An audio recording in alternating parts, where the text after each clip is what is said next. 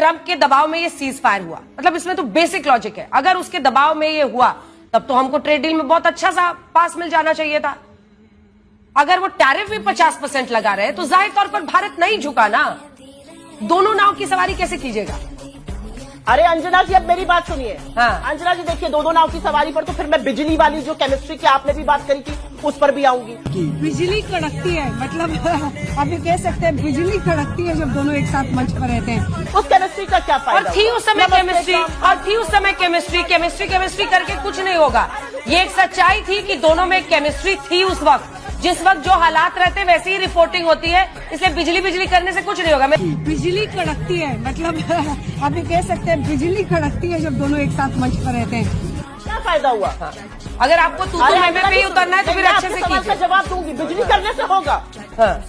अगर रिलेशन अच्छे थे और दोनों एक दूसरे के साथ इस तरह से मिलते थे तो उसकी चर्चा वैसे ही होती थी। पीएनबी मुखर होकर दोस्ती का बखान करते हैं डोनाल्ड ट्रंप के साथ। मेरे दोस्त डोनाल्ड, उन्होंने कहा। वही दूसरी तरफ भी अगर आप देखिए तो डोनाल्ड ट्रंप दोस्त कहते हैं, एक मैग्निफिसेंट फ्रेंड उन्होंने कई बार कहा है। तो दोनों देश एक दूसरे का इतना सम्मान करते हैं। और ये जो ट्रोल आर्मी लेकर आप लोग सोचते हैं कि बिजली पे कुछ कर देंगे, उससे कुछ नहीं होगा। जिस वक्त जो परिस्थिति रहती है और जो एक वक्त पर दोनों के बीच में केमिस्ट्री दिखती थी, उस पर सबने लिखा, सबने बोला। एक लाइन उठाकर ये ताता थैया चल रहा है ना ट्विटर पे, इसको बंद कीजिए। India has a true friend in white house. अब की बार ट्रंप सरकार